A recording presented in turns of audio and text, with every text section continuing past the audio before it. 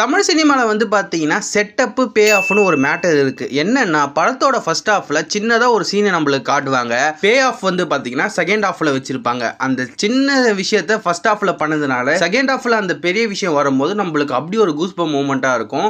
அந்த மாதிரி இருந்தால் ஒரு டாப் 5 பெஸ்ட் 5 சீன்ஸை தான் இன்றைக்கான வீடியோவில் பார்க்க போகிறோம். 5th பிளேஸில் பார்க்க போகிற சீன் என்னென்னா துப்பாக்கி படத்தில் வர அந்த டாக் சீன் தான். ஃபர்ஸ்ட் ஹாஃபில் எதார்த்தமாக அந்த டாகை ஹீரோயினுக்காக விஜய் கொண்டு வர மாதிரி காட்டுவாங்க.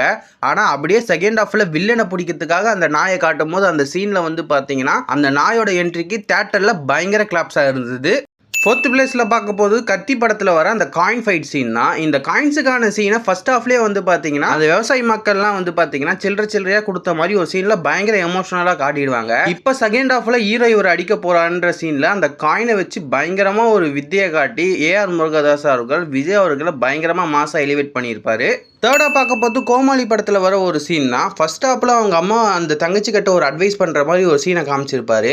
இதே விஷயத்த வந்து பார்த்தீங்கன்னா கிளைமேக்ஸில் வில்லனோட ஒய்ஃபு கட்டே வந்து பார்த்தீங்கன்னா இந்த டைலாக சொல்லி ஒன்றாவது பயப்படாதீங்கன்ற மாதிரி ஹீரோ சொல்லுவார். இந்த சீனுக்கு தேட்டரில் அப்படி ஒரு ரெஸ்பான்ஸ் இருந்துச்சு. செகண்ட் பிளேஸில் பார்க்க போது மாநாடு படத்தில் வர செகண்ட் ஹாஃபில் அந்த ஏர்போர்ட்டில் கண்ணாடி விழுற சீன் தான். இந்த சீனுக்கான இன்ட்டை ஃபர்ஸ்ட் ஹாஃபில் லூப்பு மாதிரி தான் காமிச்சிருப்பாங்க. ஆனால் செகண்ட் ஹாஃபில் சிம்பு அவர்கள் தப்பிக்கிறதுக்காகவே இந்த விஷயத்த வந்து பார்த்தீங்கன்னா கண்ணாடி வந்து சிம்பு மேலே விழுற மாதிரி காமிச்சிருப்பாங்க. ஆக்சுவலாக அது அவர் தப்பிக்கிற மாதிரி தான் இருக்கும். பட் இந்த சீனே வந்து பார்த்தீங்கன்னா வெங்கட் பிரபு அவர்கள் சிம்பு அவர்களுக்கு பயங்கர மாசாக எடுத்து கொடுத்துருப்பாரு. ஃபர்ஸ்ட் பிளேஸில் பார்க்க போது ஈரம் படத்தில் வர அந்த பிராஸ்டாப் சீன் தான். ஃபர்ஸ்ட் ஹாஃபில் ஹீரோ அவர்கள் பிராஸ்டாப்பை வச்சு ஒன்று சொல்லுவார். செகண்ட் ஹாஃபில் இன்னொரு கேரக்டர் வந்து பார்த்தீங்கன்னா அதே விஷயத்தை அந்த பிராஸ்டாப்பை வேறு விதமாக லிங்க் பண்ணி சொல்லும். சத்தியமாக சொல்கிறேங்க, இந்த ஒரு சீனுக்காக தான் இந்த லிஸ்ட்டே நான் ரெடி பண்ணேன். இந்த படத்தையும் நான் ரீசெண்டாக தான் பார்த்தேன். இப்படி ஒரு சூப்பரான படத்தை ரீசெண்டாக பார்த்தேன்னு நினைக்கும் போது எனக்கு கேவலமாக தான் இருக்குது. யாராவது இந்த படத்தை பார்க்கலன்னா தயவு செஞ்சு போய் பாருங்கள். முக்கியமாக அந்த பிராஸ்டாப் சீனுக்கான அர்த்தம் பயங்கரமாக இருந்துச்சு. எனக்கு ரொம்ப பிடிச்சிருந்தது. அந்த சீனை பற்றி நீங்கள் என்ன நினைக்கிறீங்க மறக்காம கீழே கமெண்ட் பண்ணிட்டு போங்க. அவனுக்கு உங்கள்கிட்ட பிடிச்ச விஷயம் என்னவா இருந்திருக்கும் தெரியுமா?